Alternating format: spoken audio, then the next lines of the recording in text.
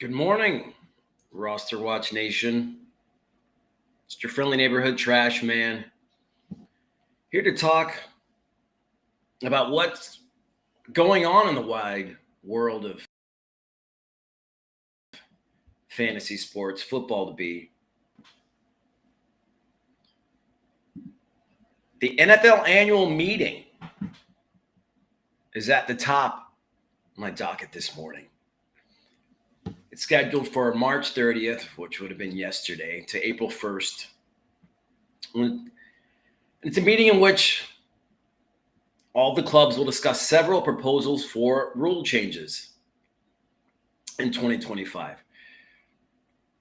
So in order for any of these rules to come into fruition, any of these proposals to come into fruition, the 24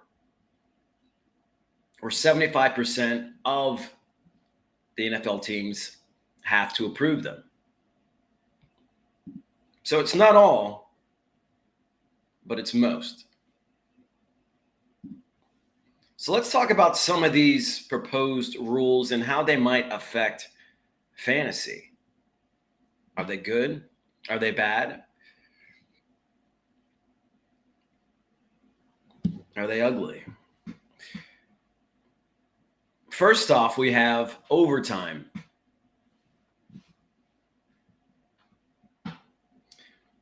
After the 2022 changes in the playoffs, there are proposals to apply a similar format in the regular season, ensuring that both teams have possession in overtime.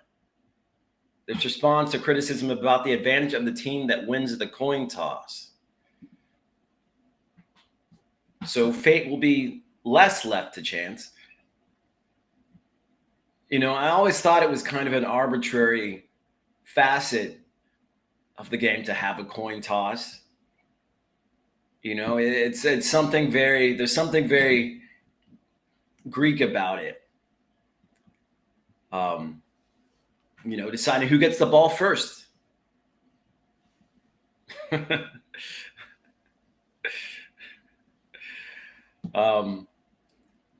Got some guys commenting on the tush push. We'll address that in a second. But so there's a coin toss at the beginning of the game. There's a coin toss at the beginning of overtime. You would think that would suffice. But now it's been proposed that both teams get a possession in overtime, even if one of the teams scores a touchdown. So that just basically means that you're getting another quarter of football with overtime. Another guaranteed quarter of football. And as much as I don't really care for this proposed rule as far as the actual NFL goes, for fantasy, it's a boon. It's another guaranteed possession for either team. And that's good for fantasy. So I'm for it from that perspective. Both teams getting another possession, regardless of whether one of them scores in overtime. That just means more points, potentially. And in fantasy, that's what we want. That's what we need.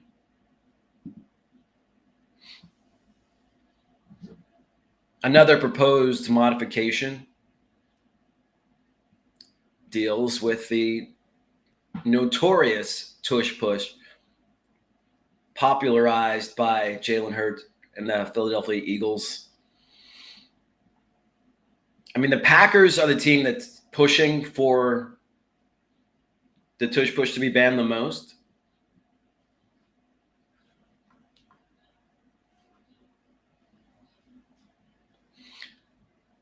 I guess what could be done, what could be prohibited is actually pushing the quarterback from behind.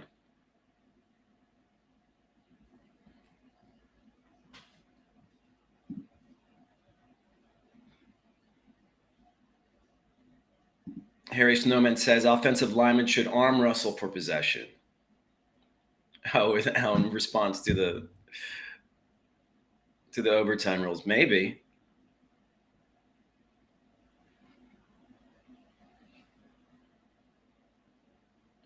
JR Enterprise, more tush push drama, of course. Why not? There's not that much drama going around in the NFL right now, to be honest. So, Harry Snowman adds, no one wants scrums in NFL football. If I wanted to watch scrums, I would watch more rugby. This implies that you watch rugby in the first place. You know, which is, I mean, it's action. It's more action. It's more, if you squint, it kind of resembles football in some ways. No helmets. I was in England last summer, and a friend of mine from Southeast Texas, she married a guy from rural England, the rural juror. She married a guy from rural England, and they have a pub. His family has a pub named after, I think it was his great grandfather, who was a pilot in the Royal Air Force there. But we went to play trivia one night, and on the screen they had, it wasn't just rugby, it was female rugby. And these women are brutal. I mean, it was kind of like watching UFC out there.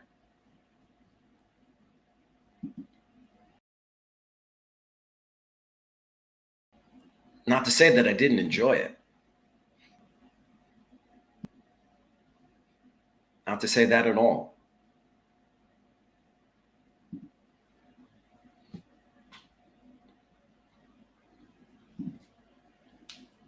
JR says, pass for me on 5 quarters.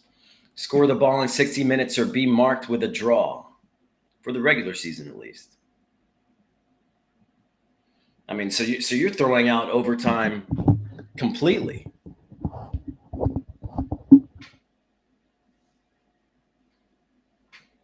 Which is fair.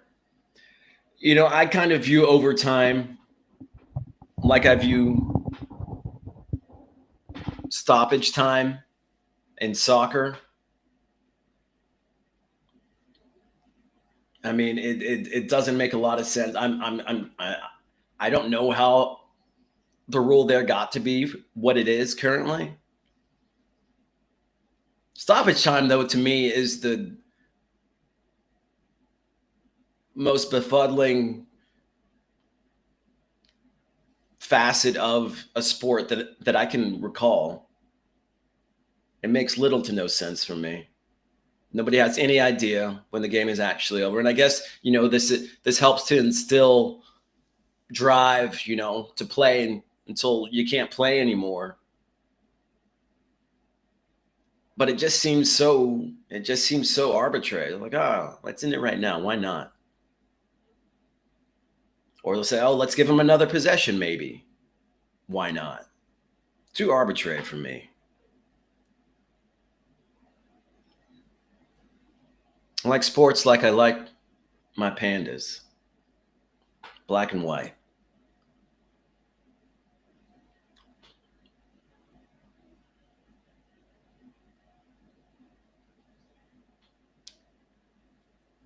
JR chiming in about the tush push. Cold winters in Green Bay make people bitter. That's probably one of the reasons.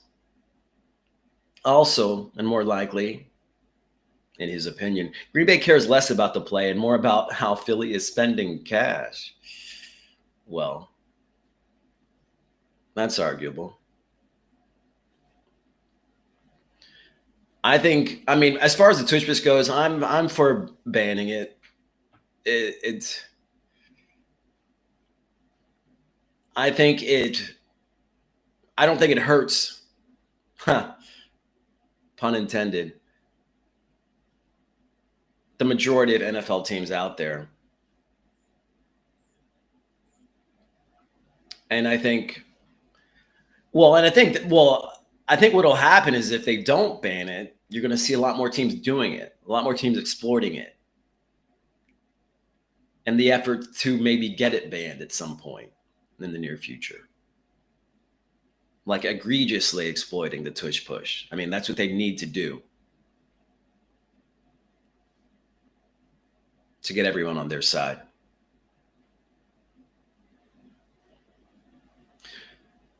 Also proposed video review.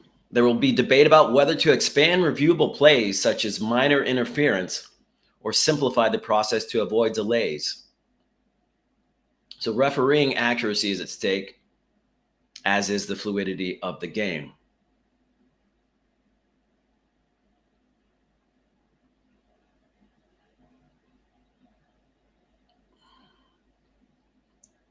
It seems like they're kind of trending towards not having referees on the field at all, which honestly probably isn't a terrible idea.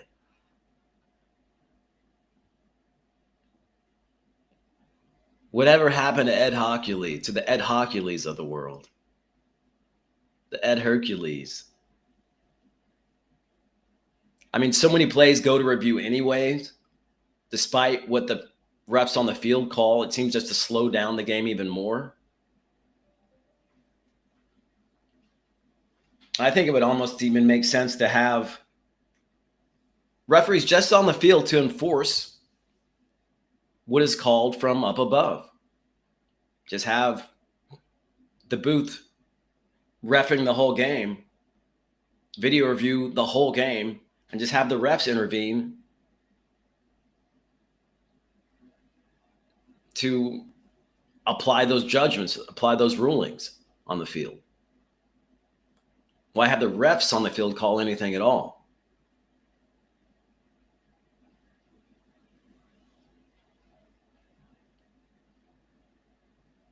Jamie says in reference to the tush push ban, why not just ban all rushing plays then? Because not all rushing plays involve someone pushing a player from behind. It's like a bunch of ventriloquist dummies running around. That's what that'd be like. I mean, it's a little bit of a stretch, but yeah, I think that's a bridge too far. But always, thank you for the comments.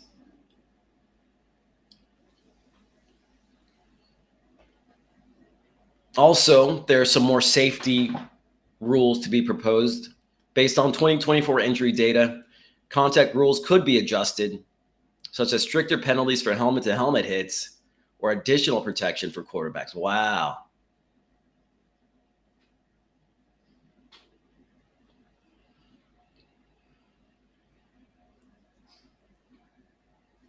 And from a fantasy perspective, this actually isn't.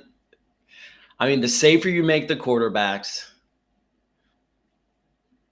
and the more you penalize for hard hits to the head, the less likely you're going to see them, the more plays you're going to see executed offensively, and thus the more points. And thus the more fantasy points.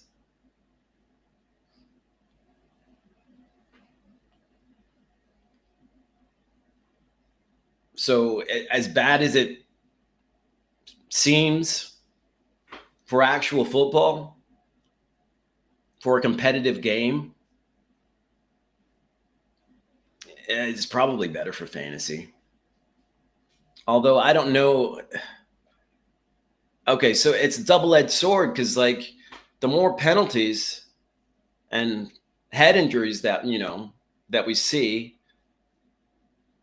the more potential legislation against football in general at all levels. But the more we protect the quarterback and players, from harm, the less competitive the games get. The less of an actual chance the defenses have to make an impact in the game. So that's a hard one. Maybe we can meet somewhere in the middle there. Well, Jamie says maybe the rest will be replaced by AI robots in response to the video reviews. They get out of the way more quickly. And then Jamie, and maybe the players will be eventually replaced by AI robots. Wouldn't that be something? Then we could just see all the head-on collisions we could ever hope to see, which really isn't that many, for me at least.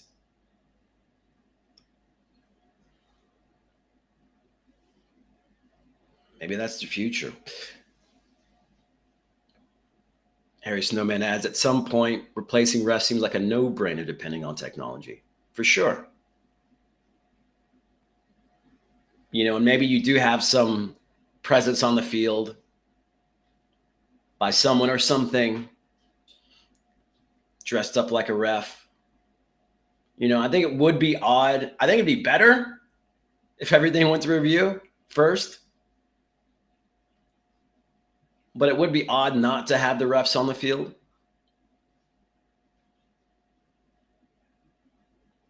I mean, it's always been there. Like, what's that song? It's just always been there. Crash test dummies. Those guys were good. But yeah, but maybe have the refs still be on the field, carrying out the rulings, and have everything called upstairs. Seems like we're trending that way. It seems like it'd make the most sense. Morning, Terminal Sarcasm. Welcome to the Thunderdome.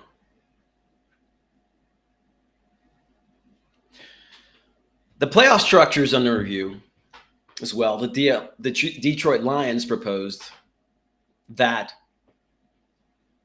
there be 7 qualifiers per conference according to their overall record, not by divisional titles. An 11-6 team could beat a 9-8 or 8-9 divisional champion, although the number 1 seed would still go to the best record. So the implications here would be that this would reward consistent performance, but, naturally it would devalue the divisions, which have been a mainstay in the NFL. If you're in a weak division, probably going to support this. If you're in a tougher division, if you're in the current NFC East, if you're in the AFC East, you're probably going to oppose this one. And if both of those divisions oppose it, that already gets you right at the verge of 75. That's 25% of the league already. So you couldn't have any more in opposition to it for that to pass. So it seems unlikely. Although I like it. It makes sense. Team with a better record, maybe they're in a tougher division.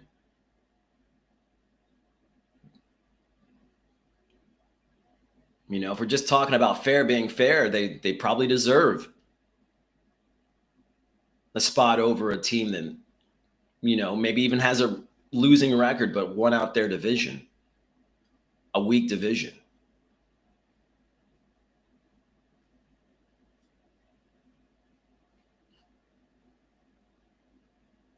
Terminal sad. Yeah, Terminal Scream. I thought about it for a split second calling you that. But I don't want it to stick. Maybe it should stick. We had a thong going on. Whoa. I don't have any thongs going on anywhere, personally. Seems uncomfortable. I've never worn one. Don't plan on it. Although it does remind me, my old man, he's like the most like, just like hard kind of no nonsense guy you could imagine. I know that may be hard to believe if you know me at all. But super, kind of conservative in the way that he carries himself. But I thought it was always funny. Whenever we go to the beach, Speedo. Dad always wore a Speedo to the beach. Suit and tie otherwise. Or, Canadian tuxedo in Southeast Texas. But at the beach, Speedo. Always made me scratch my head. But, he was a fit man. He is a fit man. So why not?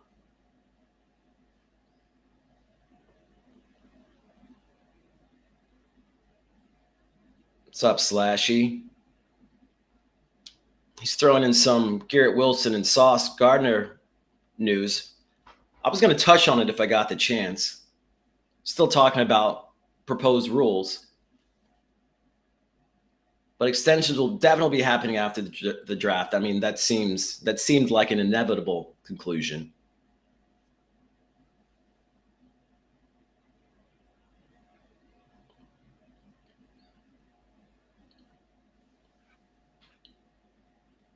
So the more rule changes. So there's some things about international expansion. Proposed games in Madrid.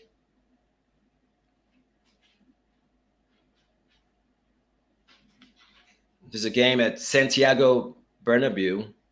It's confirmed. Bernabeu. I'm not sure how you'd say it exactly. Just kind of figure out which teams would go. New markets in Germany, in Berlin. And most importantly, the owners will discuss the impact on players and how to compensate teams that lose home games. Because that's the thing. You're traveling halfway across the world. That's going to wear on these players, all this long travel. And wearing on players means wearing on fantasy. And wearing on fantasy upsides. And that's why I'm not for more games across the pond. They want more international games. Why not start, up in Canada, more down in Mexico, some in the Caribbean, flights that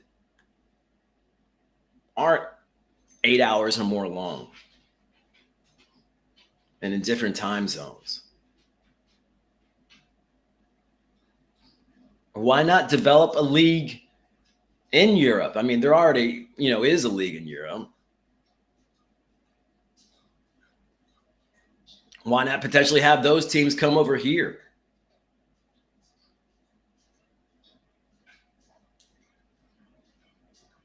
Or have a penultimate game where, the best team from Europe plays the 8th best team from the States. See how that turns out. Feel like it'd be a lot like whenever the U.S. women's soccer team played those high school boys a couple years ago.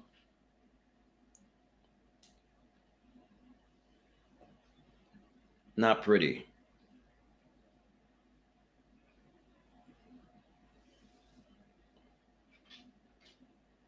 Some more proposed rule changes for the NFL this season, adding another game, expanding to 18 games. Another potential issue for wear on players. We love it for fantasy. We could actually make some sort of a, best out of 2 or 3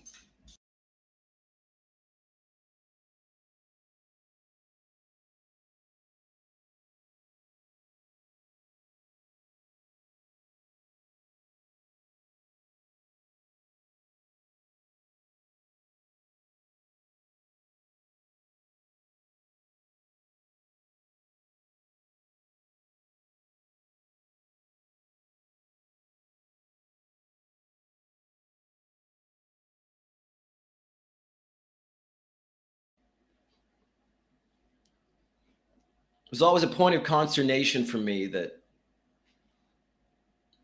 you'd have one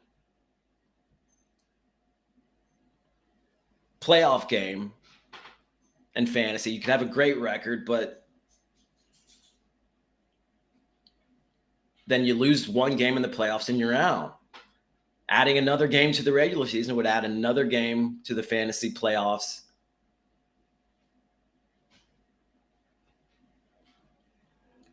And you could potentially,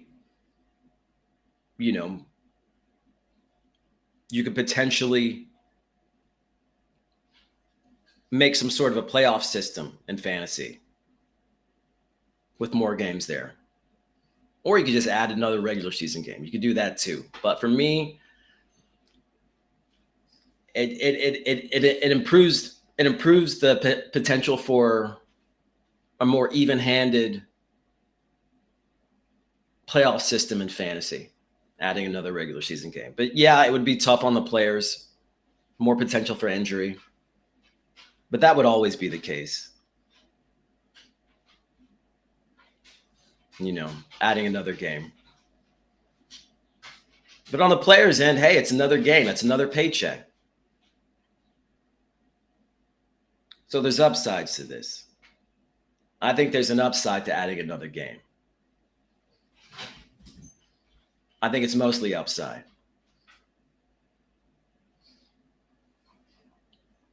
Some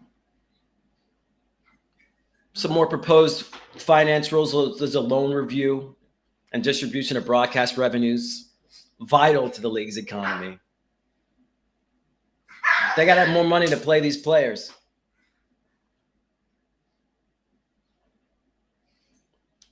Some stuff about fan experience and technology. New initiatives could be approved. More use of augmented reality in broadcast. Okay. I'm curious about that, what that would entail. Improvements to the digital ticketing system. That's always welcome.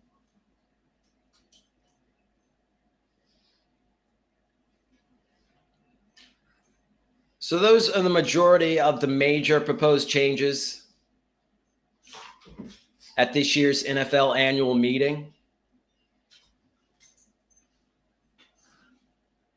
The one that I'm most for is adding another game. I think it helps fantasy.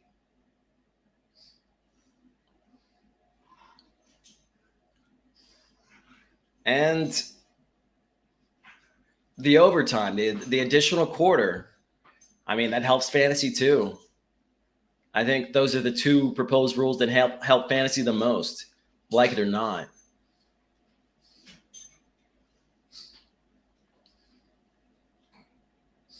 But we'll see what happens. There's another day or two of meetings.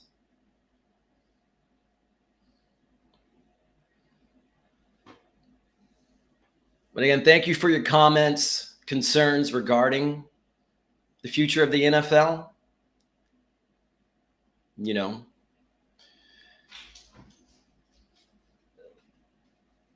Whether these things are good for the actual NFL, for the actual game, I'm not sure. But those things are good for fantasy. Taking the game out of the ref's hands, I think that's probably better for the game overall. It would kind of get everybody. Well, I don't know. Maybe it would just make people more wary of AI interference. But taking the game out of the ref's hands, less people complaining about Patrick Mahomes and what's called for him. And more football, which is what we all want.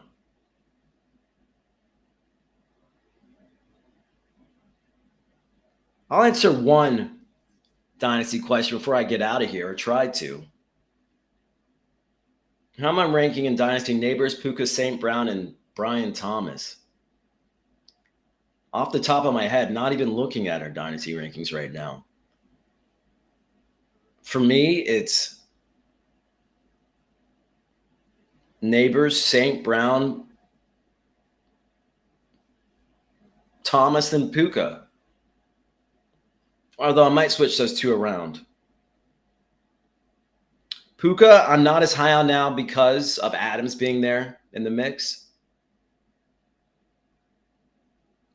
Neighbors, we know the situation that it doesn't really have any competition in New York. I don't really care who's on the quarterback for him. St. Brown, he can do what he does regardless who else is on the field. He still contributes like a number one receiver, even with a potential number one receiver on the field with him. And Brian Thomas, he gets all the juice in Jacksonville. I mean, things could change through more free agency and the draft, but right now that's how I have him. Anyways, this has been the Trash Man on behalf of RosterWatch.com. Stay tuned for Alex and Cody in a few hours. Until next time, be ready.